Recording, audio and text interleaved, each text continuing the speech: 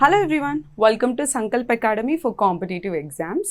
మనం ప్రీవియస్గా ఒక వీడియోలో చూసాం కదా, జేఓ రిలేటెడ్ సిలబస్ కానీ లేకపోతే ఏంటి ఎగ్జామినేషన్ ప్యాటర్న్ ఎలా ఉండబోతుంది అని ఒక వీడియో చూసాం, రైట్? సో ఇవాళ మనం ఏంటి అని అంటే ఎస్పెషల్గా ఆడిటింగ్, ఓకే, రాబోయే ఎగ్జామ్లో A JO exam, it can be AP or Telangana.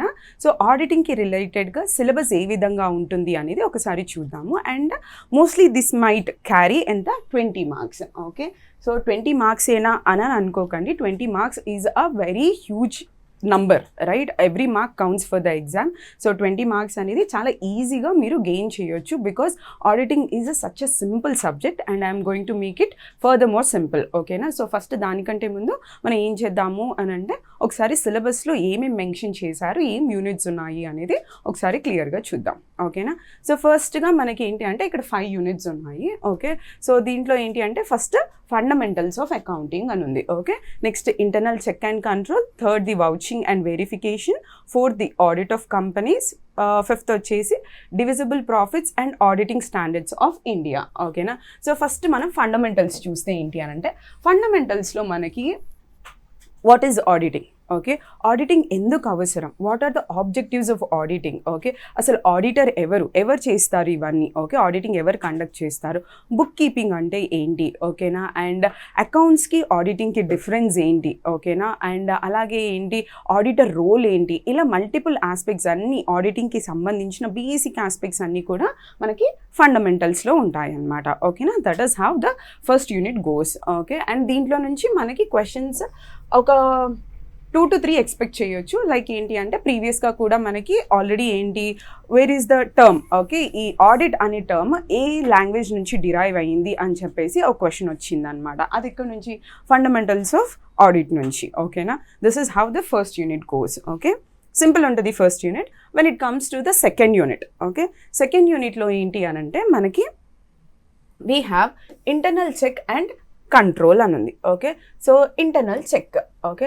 So బేసిక్గా ఏంటి అని అంటే ఒక ఆర్గనైజేషన్ తీసుకుందాం, ఓకే, బేస్డ్ ఆన్ అవర్ ఏంటి ఇన్స్టిట్యూట్ నేమ్ కాబట్టి, సో సంకల్ప్ కాబట్టి మనం ఏం చేద్దాము అంటే సంకల్ప్ అనే తీసుకుందాం, ఓకే.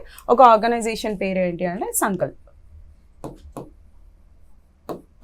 సంకల్ప్ అనే ఒక ఆర్గనైజేషన్ ఉంది, ఓకే. ఈ ఆర్గనైజేషన్లో ఏంటి అంటే బేసిక్గా కొంతమంది ఎంప్లాయీస్ వర్క్ చేస్తున్నారు అనుకోండి. సో ఒకరేంటి క్యాష్ తీసుకుంటారు, ఇంకొకరు బిల్స్ తీసుకుంటారు, ఓకే. అండ్ ఇంకొంతమంది ఏంటి అని అంటే శాలరీస్ రిలేటెడ్ ఆస్పెక్ట్స్ చూసుకుంటారు. ఇలా మల్టిపుల్ పర్సన్స్ మల్టిపుల్ టాస్క్కి అసైన్ చేశాము మా సంకల్ప్ ఆర్గనైజేషన్లో, ఓకేనా. అయితే ఏం చేస్తారు అని అంటే ఇక్కడ for example A, B and C అని ఉన్నారు, ఓకే. ఈయన ఏం చేస్తారు ఏ అని అంటే ఎవరైనా వచ్చారనుకోండి, వాళ్ళకి సేల్స్కి సంబంధించి ఏం చేస్తారు అంటే బిల్స్ చూస్తారు, ఓకేనా. తర్వాత బి ఏం చేస్తారు అంటే క్యాష్ని కలెక్ట్ చేసుకుంటారు, ఓకే, ఫైన్. ఏదైనా అమ్మితే దాని రిలేటెడ్ బిల్స్ రిలేటెడ్ అంతా ఏ చూస్తారు, క్యాష్ ఎవరు చూస్తారు, బి చూస్తారు, ఓకే. మరి సి ఏం చేస్తారు అని అంటే ఎండ్ ఆఫ్ ద డే ఈ రెండింటికి సంబంధించిన ట్రాన్సాక్షన్స్ అన్నీ సి చూస్తారనమాట, okay. It is nothing but ఇంటర్నల్గా చెక్ చేస్తారు, okay. This is nothing but ఇక్కడ క్రాస్ చెక్ చేస్తారు, సి అనే వాళ్ళు క్రాస్ చెక్ చేస్తారు. That is nothing but internal checking, ఓకేనా. సో ఒకరు ఆల్రెడీ అసైన్ చేశాం కదా వేరే వాళ్ళకి, మళ్ళీ వేరే వాళ్ళు ఎందుకు చూడాలి అని అనుకోకుండా ఏంటి అనంటే ఫర్దర్గా ఏం మిస్టేక్స్ జరగకుండా ఏం చేస్తారు అనంటే ఇలా క్రాస్ చెక్కింగ్ చేస్తారు. That is nothing but internal checking, fine.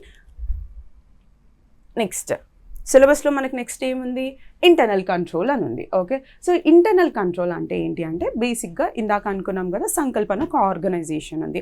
Organisation ఏం చేస్తుంది అని అంటే అది రోజువారీ వ్యవహారాన్ని, ఓకే, దాని రిలేటెడ్ వర్క్స్ అన్నిటినీ కూడా ఎలా చేయాలి, okay, how should the business go అని చెప్పేసి కొన్ని రూల్స్ అండ్ రెగ్యులేషన్స్ పెట్టుకోవడము. అండ్ ఆ రూల్స్ అండ్ రెగ్యులేషన్స్ కూడా ఏంటి in accordance with the law ఉండాలన్నమాట, ఓకేనా. సో దాని ప్రకారమే వీళ్ళు ఆ బిజినెస్ని రన్ చేస్తూ ఉంటారనమాట, ఓకే. అలా రన్ చేయడం వల్ల ఏంటి అని అంటే నెక్స్ట్ టైం ఎవరైనా ఆడిటర్ వాళ్ళ దగ్గరకు వచ్చినప్పుడు ఆ ఆడిటర్కి చాలా ఈజీ అవుతుంది. ఓహో, ఈ ఆర్గనైజేషన్ ఇలా వర్క్ చేస్తుంది, ఈ సిస్టంలో వర్క్ చేస్తుంది, ఈ డిపార్ట్మెంట్ ఫర్ ఎగ్జాంపుల్ ఇక్కడ ఏబిసి అని 3 డిపార్ట్మెంట్స్ ఉన్నాయనుకోండి, ఓకే. సో ఇలా 3 డిపార్ట్మెంట్స్ ఉన్నాయి. ఒకటి మ్యానుఫ్యాక్చరింగ్ చూస్తుంది, ఒకటి ప్యాకింగ్ చూస్తుంది, ఒకటి ట్రాన్స్పోర్ట్ చూస్తుంది అని మనకి ఒక క్లియర్ కట్ ఐడియా వచ్చేస్తుంది because of the internal control, ఓకేనా. అండ్ అలాగే ఏంటి ఫర్ ఎగ్జాంపుల్ మళ్ళీ ఇంకొకటి ఏబిసి, ఓకేనా. So C is responsible to B, okay, and B is responsible to A. అంటే ఈ హైరార్కీ కూడా మనకి ఈజీగా ఏంటి అంటే ఈ ఇంటర్నల్ కంట్రోల్ వల్ల ఈజీగా తెలుస్తుంది అనమాట. ఓకే, సో దీనివల్ల ఆడిటర్స్కి చాలా ఈజీ అవుతుంది ఇంటర్నల్ కంట్రోల్ వల్ల. ఫైన్. నెక్స్ట్ ఇందాకే జస్ట్ నేను ఏదైతే చెప్పానో ఇంటర్నల్ చెక్కి ఇంటర్నల్ కంట్రోల్కి జస్ట్ ఇక్కడ నేను ఒక డిఫరెన్స్ లాగా ఒక టేబుల్ ఇచ్చాను. So this is nothing but the internal control. So internal control ఇలా ఉందనుకోండి, దాంట్లో ఇంటర్నల్ చెక్ అనేది ఒక పార్ట్ అనమాట. ఓకేనా. సో అండ్ ఇంకొకటి ఇక్కడ ఏంటి అని అంటే ఇది క్రాస్ చెక్ చేస్తుంది అని చూసాము. ఇదేంటి అని అంటే కంప్లీట్గా policies and systems of the organization manage చేస్తారనమాట. ఓకే, సో ఇదేంటి అని అంటే ఓవరాల్గా రికార్డ్స్ని అండర్స్టాండ్ చేసుకోవడానికి మనకి హెల్ప్ అవుతుంది. ఇదేంటి అని అంటే ఆడిటర్కి వాళ్ళ ఆడిట్ స్ట్రాటజీ ఎలా వేసుకోవాలి, ఎలా ప్లాన్ చేయాలి అనే దానికి ఇంటర్నల్ కంట్రోల్ హెల్ప్ చేస్తుంది అనమాట. ఓకేనా. అండ్ ఇది మోస్ట్ ఆఫ్ ద లైక్ ఒక ఎగ్జాంపుల్ లాగా తీసుకున్నాను ఇక్కడ.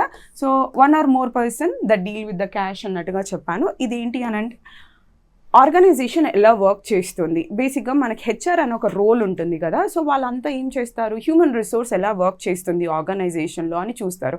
ఒక మేనేజర్ ఉన్నారు. ఓకే, మేనేజర్ ఏ విధంగా అయితే ఒక ఆర్గనైజేషన్లో ఎలా వర్క్స్ అన్నీ వెళ్తున్నాయి అనేది చూస్తారు. Right, that is nothing but internal control. Fine. Next ఇంకొక యూనిట్ చూస్తే ఏంటి అని అంటే వౌచింగ్. ఓకే, వౌచింగ్ అండ్ వెరిఫికేషన్ ఉంది కదా. సో వౌచింగ్, నేను వౌచింగ్ పైన ఒక ప్రీవియస్ క్వశ్చన్ తీసుకొని నేను 1 minute 1 mark సిరీస్లో చేశాను. So if you didn't watch అక్కడికి వెళ్ళి ఆ క్వశ్చన్ చూడండి, it will help you out. ఎందుకంటే ప్రీవియస్ క్వశ్చన్ కదా. సో ఎలా అడుగుతారు అనేది మీకు ఒక క్లియర్ ఐడియా రావచ్చు. ఓకేనా. అక్కడ వౌచింగ్ అంటే ఏంటి, పర్సనల్ ఇంపర్సనల్ అకౌంట్స్ అంటే ఏంటి అనేది కూడా నేను చెప్పాను. పర్సనల్ ఇంపర్సనల్ లెడ్జర్స్ గురించి కూడా చెప్పాను అనమాట. ఓకేనా. ఫైన్.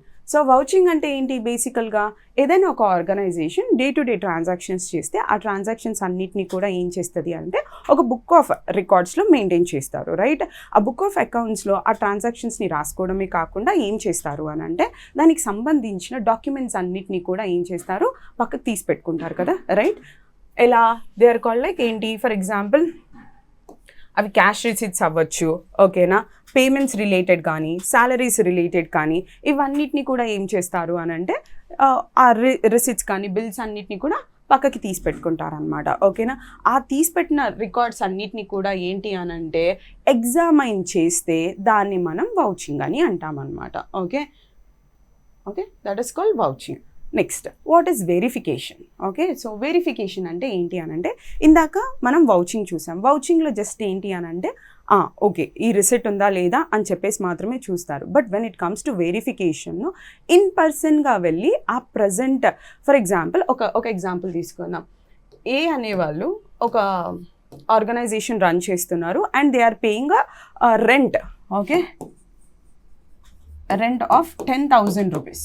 ఒక 10,000 rupees రెంట్ పే చేస్తున్నారు అనేది మనము రిసిట్లో చూస్తే ఓకే 10,000 rupees రిసిట్ ఉంది, దట్ ఈస్ నథింగ్ బట్ వౌచింగ్. కానీ ఏ బిల్డింగ్కి కడుతున్నారు అని వెళ్ళి ఫిజికల్గా వెరిఫై చేస్తే దాన్ని వెరిఫికేషన్ అని అంటారు. ఓకేనా. అండ్ అలాగే ఫర్ ఎగ్జాంపుల్ ఇంకొక ఎగ్జాంపుల్ చూస్తే ఒక ఆర్గనైజేషన్ ఏంటి ఒక 5 lakhs పెట్టి ఒక మెషినరీ కొన్నది. ఓకేనా. సో ఆ 5 lakhsకి సంబంధించిన బిల్ని మనం చూస్తే అది వౌచింగ్ అవుతుంది. వెళ్ళి ఆ ఆర్గనైజేషన్లో ఆ మెషినరీ ఉందా లేదా, దాని రిలేటెడ్ ఎంత డిప్రిసియేషన్ చేస్తున్నారు, అది ఎలా వర్క్ చేస్తుంది, నిజంగానే ఉందా లేదా అని చెక్ చేసేదాన్ని ఏమంటారు, వెరిఫికేషన్ అంటారు. ఫైన్. ఓకే, అదే నేను ఇక్కడ ఎగ్జాంపుల్స్ రూపంలో ఇచ్చాను. సో ఇక్కడ బేసికల్గా వౌచింగ్లో మనకి ఏంటి అని అంటే బిల్స్, ఇన్వాయిసెస్, రిసిట్స్ వీటన్నిటిని చెక్ చేస్తారు. ఓకే, సో ఇక్కడ మాత్రం ఏంటి అంటే ఫిజికల్ ఇన్స్పెక్షన్, అది లీగల్ పేపర్స్ అయి ఉండొచ్చు, లేకపోతే ఏంటి అని అంటే ఓకే, లేకపోతే ఏంటి అంటే ఆ అసెట్స్ కానీ లయబిలిటీస్ని కానీ డైరెక్ట్గా చూడడం అనమాట. ఓకేనా. నెక్స్ట్ ఇంకొక యూనిట్ ఏంటి అంటే what is audit of companies. So బేసికల్గా కంపెనీస్కి ఆడిట్ అనేది మ్యాండేట్. ఓకే, ఎందుకు మ్యాండేట్ అని అంటే మనకి కంపెనీస్ యాక్ట్ ఏదైతే ఉందో 2013 ఇది ఏంటి అని అంటే కంపెనీస్కి ఆడిటింగ్ అనేది మ్యాండేట్ చేసింది అనమాట.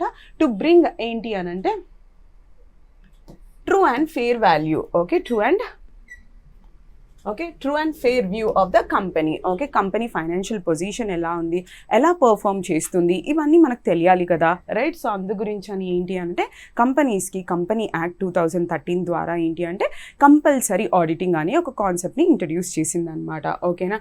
సో దానివల్ల ఏంటి అని అంటే ఒకటి ట్రూ అండ్ ఫెయిర్ వాల్యూ తెలుస్తుంది, అండ్ ఏవైనా ఫ్రాడ్స్ జరిగేది ఉంటే వాటిని ప్రివెంట్ చేయొచ్చు. అండ్ అలాగే ఏంటి అని అంటే ఇవి లీగల్ ఆస్పెక్ట్స్ ద్వారానే వెళ్తున్నాయా అంటే కంపెనీ లా ప్రకారమే వెళ్తున్నాయా, లేకపోతే ఇంకేదైనా యాక్ట్ ప్రకారమే వెళ్తున్నాయా, లీగల్గా కరెక్ట్ ఉన్నాయా లేదా అనేది చూస్తారనమాట.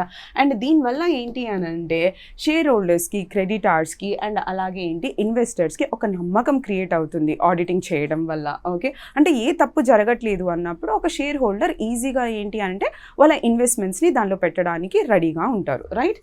నెక్స్ట్ ఇంకొకటి దీంట్లో ఏంటి అని అంటే ఇక్కడ కంపెనీ ఫైనాన్షియల్ హెల్త్ ఎలా ఉంది అనేది ఒక ఆడిటర్ కంప్లీట్గా ఇండిపెండెంట్ ఒపీనియన్ ఇస్తారనమాట. They are not influenced by any one. వాళ్ళు సొంతంగా వాళ్ళ ఒపీనియన్ ఇస్తారు.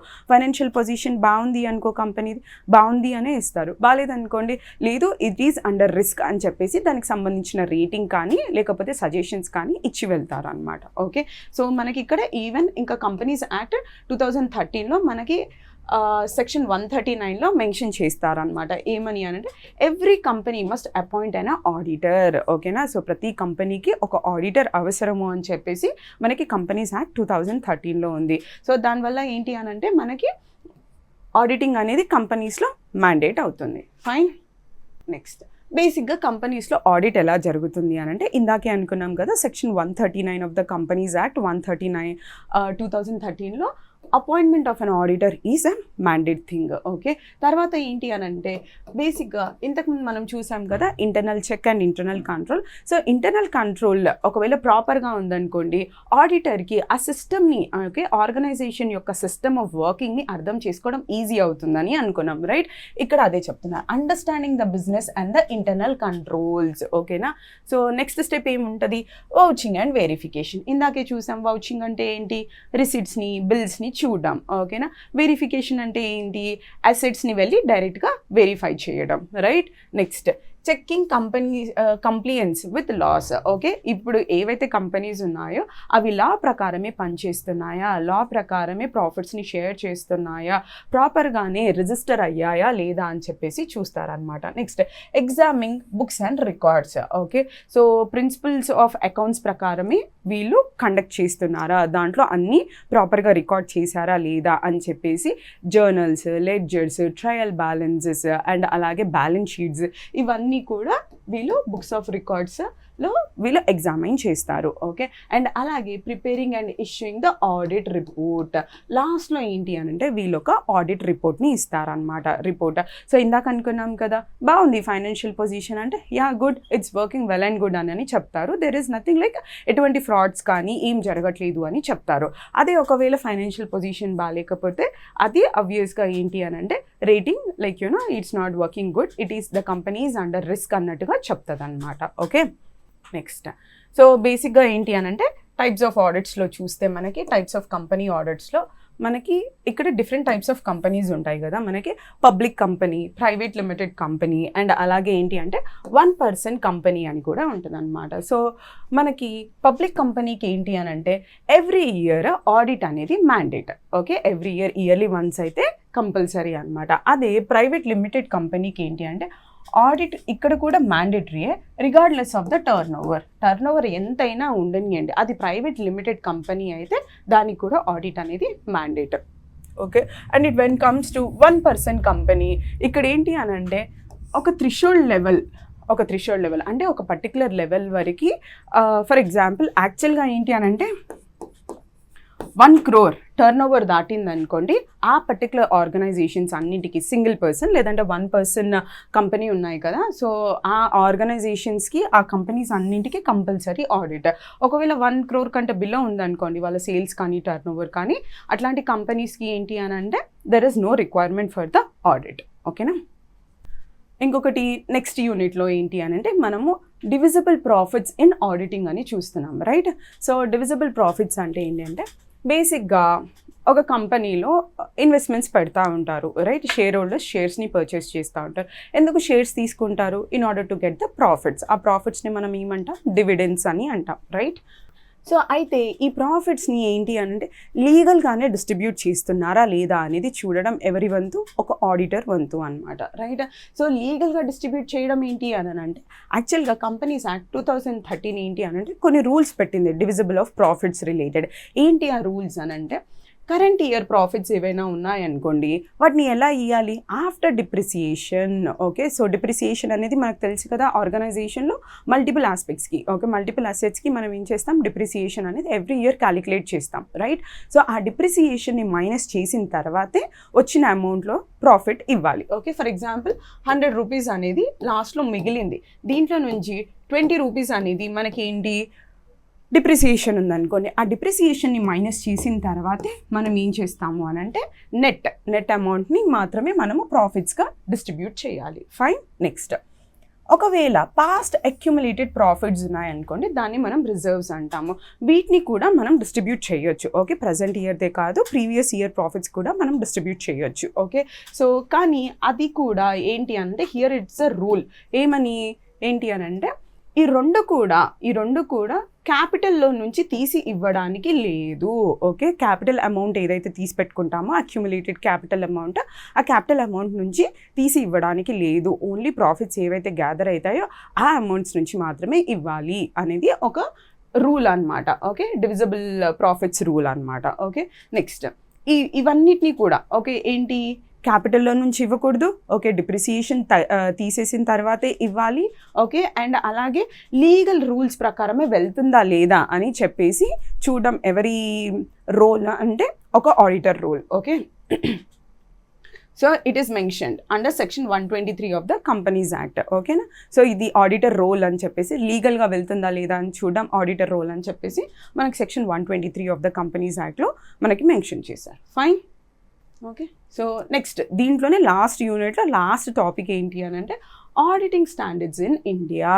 ఓకేనా, సరే మనము రోడ్ పైన వెళ్తున్నాం. Okay, if there are no particular traffic rules, okay, traffic rules లేకపోతే ఎవరికి ఎలా ఇష్టం ఉంటే అలా వెళ్తారు, right? If there is a traffic signal and traffic police, so మనం ఏంటి ఒక ప్రాపర్ వేలో వెళ్తాం, right? In the same way auditing standards కూడా ఉంది. ఒక proper auditing standards rules regulations లేకపోతే ఇష్టం వచ్చినట్టుగా ఏ ఆడిటర్ తనకు నచ్చినట్టుగా తన రూల్స్ అండ్ రెగ్యులేషన్స్ ప్రకారమే వెళ్తారు. అలా కాకుండా ఒక ప్రాపర్ రూల్స్ అండ్ రెగ్యులేషన్స్ ఉండాలి. కాబట్టి ఏంటి అని అంటే institute of chartered accounts of India ఏదైతే ఉందో ఇది కొన్ని స్టాండర్డ్స్ని తీసుకొని వచ్చిందనమాట. ఓకే, సో దాన్ని మనం ఏమంటాము అంటే స్టాండర్డ్స్ ఆన్ అకౌంటింగ్ అని అంటాము. ఓకే, దీనివల్ల ఏంటి అంటే ఈ స్టాండర్డ్స్ వల్ల ఆడిట్స్ చేసేటప్పుడు they will be performed consistently, ethically and thoroughly. ఓకేనా, ఫైన్. సో ఈ ICAI అంటాం కదా, institute of chartered accounts of India, ఇది బేసికల్గా దేని ఓరియంటెడ్గా తీసుకొని వచ్చింది అని అంటే okay in line with the international practices ఉంటాయి కదా, సో దాని బేస్డ్గాని ఇంటర్నేషనల్ లెవెల్లో ఎలా ప్రాక్టీస్ చేస్తున్నారో అవే స్టాండర్డ్స్ ఈక్వల్గా ఉండేటట్టుగా, వాటికి సమానంగా ఉండేటట్టుగా మనం ఇండియాలో కూడా మనకేంటి అంటే ICAI ఇంట్రడ్యూస్ చేసింది అనమాట. వాటిని మనం ఏమంటాము స్టాండర్డ్స్ ఆన్ ఆడిటింగ్ అని అంటాం అనమాట. ఓకేనా, ఫైన్. సో దీనివల్ల ఏంటి అని అంటే ఆల్ ఓవర్ ఆడిట్స్ని పర్ఫామ్ చేయడం ఈజీ అవుతుంది, right? Performing the audits will be little easy. And అలాగే ఏంటి అంటే ఆడిట్ క్వాలిటీ అండ్ యూనిఫార్మిటీ పెరుగుతుంది. ఆల్ ఓవర్ ద ఇండియా ఎక్కడ ఆడిటింగ్ జరిగినా అందరూ కూడా ఇవే రూల్స్ అండ్ రెగ్యులేషన్స్ని ఫాలో అయ్యి ఆడిటింగ్ చేస్తారు, రైట్? అండ్ అలాగే ఏంటి అని అంటే interest of the stake holders like ఏంటి గవర్నమెంట్ కానీ, ఇన్వెస్టర్స్ కానీ, షేర్ హోల్డర్స్ కానీ, వీళ్ళందరి రిలేటెడ్ ఇంట్రెస్ట్ కూడా ప్రొటెక్ట్ అవుతుంది, రైట్? అంటే ఆడిటింగ్ ప్రాపర్గా జరుగుతుంది కదా, రైట్? అప్పుడు ఏంటి గవర్నమెంట్కి కానీ, బ్యాంక్స్కి కానీ, ఇన్వెస్టర్స్కి కానీ ఒక అష్యూరెన్స్ క్రియేట్ అవుతుంది అనమాట. ఫైన్. నెక్స్ట్ ఇందాక మనం అనుకున్నాం కదా ఏంటి ఆడిటింగ్ స్టాండర్డ్స్ అని. Here are few auditing standards, important auditing standards ఇవి. ఓకేనా, సో ఫర్ ఎగ్జాంపుల్ చూస్తే ఏంటి అని అంటే ఇక్కడ SA 200 అని ఉంది కదా. ఈ SA 200 ఏంటి అని అంటే okay general responsibilities of auditor చెప్తుంది మనకి. General principles and responsibilities of auditor మనకి SA 200లో ఉంటుంది. అండ్ ఇంకొకటి basic aspect of the auditor ఏంటి, ఆడిటర్ రోల్ ఏంటి అని అంటే ఆ ఆర్గనైజేషన్లో ఫెయిర్గానే ప్రాసెస్ అంతా జరుగుతుందా, లేకపోతే మన ఫ్రాడ్ జరుగుతుందా, ఫ్రాడ్ జరిగితే దాన్ని ఐడెంటిఫై చేసి రిపోర్ట్ చేయడమే ఆడిటర్ యొక్క డ్యూటీ, రైట్? సో అలాంటి యొక్క డ్యూటీని మనకి SA 240లో మెన్షన్ చేశారు. ఏమని అంటే auditors responsibility related to the fraud అని చెప్పేసి మనకి ఇది తెలుస్తుంది. దేంట్లో అంటే SA 240లో. ఓకే, అండ్ ఇందాక మనం అనుకున్నాం కదా, ఆ ఫ్రాడ్ జరిగితే ఫైనల్గా ఒక రిపోర్ట్ ఇవ్వాలి. ఫ్రాడ్ జరిగినా జరగకపోయినా యూజువల్గా ఆడిటింగ్ చేస్తే లాస్ట్లో ఒక రిపోర్ట్ ఇస్తారు కదా, that is nothing but based on SA 700, forming an opinion and reporting a financial statement. So how to draft a final audit report. A final audit report ni manaki SA 700 based ga istaru annamata. Okay, so this is how our syllabus goes. Okay, so చాలా ఈజీగానే ఉంటుంది. Okay, so ఈజీగా 20 marks achieve చేయగలుగుతారు.